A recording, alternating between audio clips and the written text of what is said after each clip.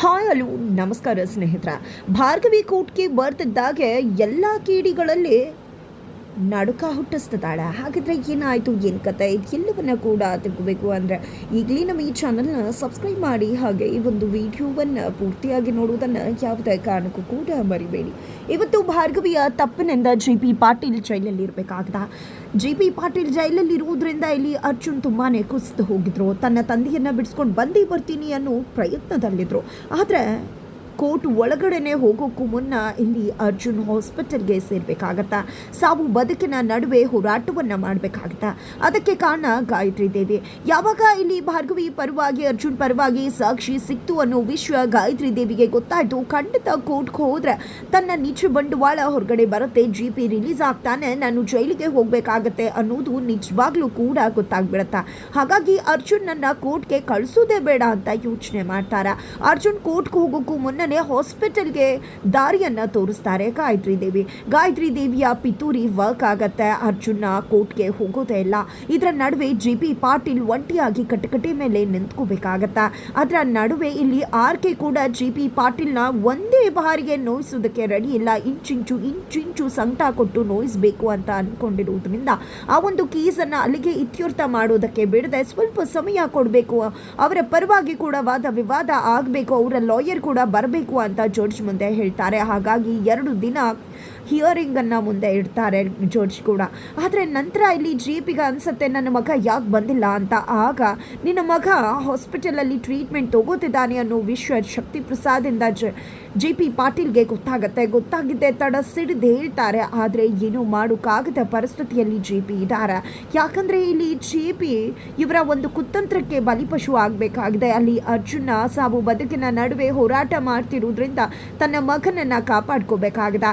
ಹಾಗಾಗಿ RK ಶಕ್ತಿ ಗಾಯತ್ರಿ ಹೇಳಿದಾಗ ಇಲ್ಲಿ JP ಕೇಳಬೇಕಾಗಿದೆ. ಸ್ವಲ್ಪ ಉಲ್ಟಾ ಹೊಡೆದ್ರು ಅಲ್ಲಿ ಅರ್ಜುನ್ ಕಥೆಯನ್ನೇ ಮುಗಿಸ್ಬಿಡ್ತೀವಿ ಅಂತ ಹೆದರಿಸ್ತಿದ್ದಾರೆ. ಹಾಗಾಗಿ JP ಸೈಲೆಂಟ್ ಆಗಿರ್ಬೇಕಾಗಿದೆ. ಮಗನನ್ನ ನೋಡೋದಕ್ಕೂ ಕೂಡ ಇವರು ಅವಕಾಶವನ್ನ ಮಾಡಿಕೊಡ್ತಾ ಇಲ್ಲ. ಆ ಕಡೆ ಅರ್ಜುನ್ ಪರಿಸ್ಥಿತಿ ತೀರಾ ಹದಗೆಡ್ತದ. ಅವರು ಬದುಕಬೇಕು ಅಂದ್ರೆ ಮಿರಾಕಲ್ಲೇ ನಡಿಬೇಕು, ಪವಾಡನೆ ನಡಿಬೇಕು ಅಂತ ಹೇಳಿ ಡಾಕ್ಟರ್ ಹೇಳಿದ್ರಿಂದಾಗಿ ಇಲ್ಲಿ ಭಾರ್ಗವಿ ದೇವರ ಮೊರೆಯನ್ನ ಹೋಗ್ತಾಳೆ. ದೇವರ ಮೊರೆಯನ್ನ ಹೋಗಿದ್ದೆ ತನ್ನ ಗಂಡನನ್ನ ಕಾಪಾಡು ತಾಯಿ ಅಂತ ದೇವ್ರ ಮುಂದೆ ಕೇಳ್ಕೋತಾಳ. ಅಲ್ಲಿ ಆಲ್ರೆಡಿ ಅರ್ಜುನ್ ಒಂದು ಮಾತನ್ನ ಕೇಳಿದ್ರು ಭಾರ್ಗವಿ ಬಳಿ, ತಾನು ಸತ್ರು ಪರವಾಗಿಲ್ಲ, ಆದ್ರೆ ನನ್ನ ತಂದೆ ಜೈಲಿಂದ ಬಿಡುಗಡೆ ಆಗ್ಬೇಕು. ಇವತ್ತು ನಿಮ್ಮಿಂದಾಗಿ ಅಪ್ಪ ಜೈಲ್ಗೆ ಹೋಗಿದ್ದಾರೆ, ನೀವೇ ಅವರನ್ನ ಹೊರಗಡೆ ಕರ್ಕೊಂಡು ಬರಬೇಕು ಅಂತ ಹೇಳಿ ರಿಕ್ವೆಸ್ಟ್ ಮಾಡ್ಕೊಂಡಿದ್ರು. ಅದು ಕೂಡ ಭಾರ್ಗವಿ ಮನದಲ್ಲೇ ಇದೆ. ಅದೇ ಕಾರಣಕ್ಕೆ ದೇವ್ರ ಮುಂದೆ ನನ್ನ ಮಾವ ಕೂಡ ಜೈಲಿಂದ ಬಿಡುಗಡೆ ಆಗ್ಬೇಕು, ಅಮ್ಮಂಗೆ ಮಾತು ಕೊಟ್ಟಿದ್ದೀನಿ, ಏನ್ ಮಾಡ್ಬೇಕು ಅಂತಾನೆ ಗೊತ್ತಾಗ್ತಿಲ್ಲ, ದಯವಿಟ್ಟು ನೀನೇ ನಮ್ಮನ್ನ ಕಾಪಾಡಬೇಕು. ನನ್ನ ಗಂಡ ಯಾರಿಗೂ ತೊಂದರೆ ಕೊಟ್ಟವ್ರಲ್ಲ, ನ್ಯಾಯದ ಪರವಾಗಿ ನಿಂತವರು. ಆದ್ರೆ ಇವತ್ತು ಅವರ ಪರಿಸ್ಥಿತಿ ಈ ಮಟ್ಟಕ್ಕೆ ಹೋಗಿದೆ. ದುಷ್ಟರು ತಮ್ಮ ಹಟ್ಟಹಾಸವನ್ನ ಮೆರೆತಿದ್ದಾರೆ. ಆದ್ರೆ ನೀನು ಸುಮ್ಮನೆ ಕೂತಿದ್ಯಲ್ಲ ತಾಯಿ, ನೀನು ರಾಕ್ಷಸರನ್ನ ಸಂಹಾರ ಮಾಡೋದಕ್ಕೆ ಚಂಡಿಯಾಗಿ, ದುರ್ಗಿಯಾಗಿ, ಕಾಳಿಯಾಗಿ ಅವತಾರವನ್ನ ತಾಳ್ದ. ಆದ್ರೆ ಈಗಲೂ ಕೂಡ ನೀನು ಹಾಗೆ ಅವತಾರವನ್ನ ತಾಳೋದ್ರ ಮುಖಾಂತರ ದುಷ್ಟರನ್ನ ಸಂಹಾರ ಮಾಡಿ ಶಿಷ್ಟರನ್ನ ರಕ್ಷಣೆ ಮಾಡಬೇಕಾಗಿದೆ ಅಂತ ಹೇಳಿ ದೇವರ ಮುಂದೆ ಮೊರೆ ಇಡ್ತಿದ್ದಾಳೆ ಭಾರ್ಗವಿ. ಅದೇ ಸಮಯಕ್ಕೆ ಅಮ್ಮ ಕೂಡ ಬರ್ತಾರೆ. ಮಗಳ ಪರಿಸ್ಥಿತಿಯನ್ನ ನೋಡಿ ಕಣ್ಣೀರು ಹಾಕ್ತಿದ್ದಾರೆ. ಪುರೋಹಿತರು ಬಂದಿದ್ದೆ, ವ್ರತವನ್ನ ಮಾಡಮ್ಮ, ಖಂಡಿತ ನಿನ್ನ ಕೋರಿಕೆ ಈಡೇರುತ್ತೆ, ದೇವಿ ಪ್ರಸಾದವನ್ನ ಕೊಡ್ತಾರೆ ಅಂತ ಹೇಳ್ತಾರೆ. ಹಾಗಾಗಿ ಇಲ್ಲಿ ಭಾರ್ಗವಿ ಕೂಡ ದೇವರ ಮೊರೆಯನ್ನ ಹೋಗಿದ್ದೆ, ವ್ರತವನ್ನ ಮಾಡೋದಕ್ಕೆ ಮುಂದಾಗ್ತಾಳೆ, ಉರುಳು ಸೇವೆಯನ್ನ ಮಾಡ್ತಾಳೆ. ಎಲ್ಲವನ್ನ ಕೂಡ ಮಾಡಿದ್ದ ಇಲ್ಲಿ ದೇವಿ ಪ್ರಸಾದ ಕೂಡ ಭಾರ್ಗವಿಗೆ ಸಿಗತ್ತೆ. ಇನ್ನೇನು ನನ್ನ ಗಂಡ ಹುಷಾರಾಗಿ ಬರ್ತಾರೆ, ದೇವಿ ಪ್ರಸಾದ ಸಿಕ್ಕಿದೆ ಅಂತ ಅನ್ಕೊಂಡು ಖುಷಿ ಪಟ್ಟು ಇನ್ನು ಮುಂದೆ ಆ ಮನೆಗೆ ಒಳ್ಳೆ ಸೊಸೆಯಾಗಿ, ಮಾವನಿಗೆ ಒಳ್ಳೆ ಸೊಸೆಯಾಗಿ, ನನ್ನ ಗಂಡಂಗೆ ಒಳ್ಳೆ ಹೆಂಡತಿಯಾಗಿ ಆ ಮನೆಯನ್ನ ಕಾಪಾಡುವುದೇ ನನ್ನ ಜವಾಬ್ದಾರಿ.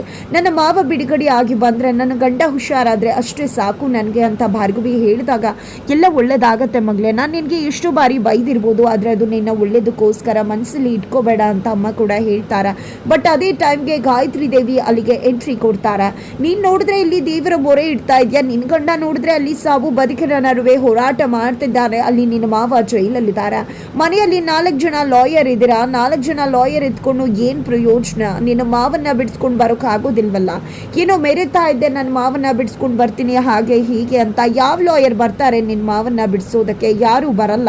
ನಿನ್ನ ಗಂಡ ಹಾಸ್ಪಿಟಲಲ್ಲಿದ್ದಾರೆ, ಅತ್ತೆ ಮನೆ ಒಳಗಡೆ ಇದ್ದಾರೆ, ನೀನು ನೋಡಿದ್ರೆ ಕೆಲಸ ಬಿಟ್ಟು ಕೂತಿದ್ಯಾ, ನಿನ್ನ ಮಾವನೇ ಜೈಲಲ್ಲಿರೋದು, ಯಾರಿದ್ದಾರೆ ನಿಮ್ಮನ್ನು ಬಿಡಿಸೋದಕ್ಕೆ? ಖಂಡಿತವಾಗ್ಲೂ ಇರೋದು ಒಂದೇ ದೇವರು, ಆ ದೇವ್ರಿಗೂ ನಾನು ಅಡ್ಡ ಬಂದು ನಿಂತಿದ್ದೇನೆ, ಯಾವುದೇ ಕಾರಣಕ್ಕೂ JP ಅಲ್ಲಿಂದ ಬಿಡುಗಡೆ ಆಗೋದಿಲ್ಲ ಅಂತ ಹೇಳಿ ಚಾಲೆಂಜ್ ಹಾಕಿ ಗಾಯತ್ರಿ ದೇವಿ ಅಲ್ಲಿಂದ ಹೋದಾಗ, ಇವತ್ತಿಗೆ ನಾನು ಸೋತಿಲ್ಲ, ಆದರೆ ಕುಸ್ತು ಹೋಗಿರ್ಬೋದು, ನೀನು ಕೂಡ ಗೆದ್ದಿಲ್ಲ, ಆದರೆ ಇನ್ನು ಮುಂದೆ ಏನು ಅನ್ನೋದು ಗೊತ್ತಾಗತ್ತೆ, ನನ್ನಲ್ಲಿ ಇನ್ನೂ ಕೂಡ ಹೋರಾಡೋ ಚೈತನ್ಯ ಇದೆ, ಹಠ ಇದೆ, ಜಿದ್ದಿದೆ, ಖಂಡಿತವಾಗ್ಲೂ ಕೂಡ ನಾನು ಹೋರಾಡ್ತೀನಿ, ನನ್ನ ಮಾವನ್ನ ಬಿಡಿಸ್ಕೊಂಡು ಬಂದೇ ಬರ್ತೀನಿ ಅಂತ ಭಾರ್ಗವಿ ಹೇಳ್ತಾಳ.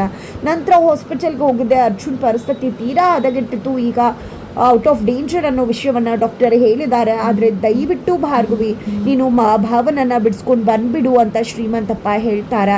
ಯಾಕಂದರೆ ಅರ್ಜುನ್ ಸಾವು ಬದುಕಿನ ನಡುವೆ ಅಂಥ ಪರಿಸ್ಥಿತಿಲಿ ಹೋರಾಟ ಮಾಡಬೇಕಾದ್ರೂ ಕನ್ವರ್ಸ್ತಿದ್ದು ಒಂದೇ ಮಾತು, ಡ್ಯಾಡ್ ಡ್ಯಾಡ್ ಡ್ಯಾಡ್ ಅಂತ ಹೇಳಿ, ದಯವಿಟ್ಟು ಮಗಳೇ ಬಿಡಿಸ್ಕೊಂಡು ಬಾ ಅಂತ ಹೇಳಿ ಕೈ ಮುಗಿದು ಕೇಳ್ಕೊತಾರೆ ಶ್ರೀಮಂತಪ್ಪ. ಇತ್ತ ಕಡೆ ಕೋರ್ಟ್ ಹಿಯರಿಂಗ್ ಶುರುವಾಗಿದೆ.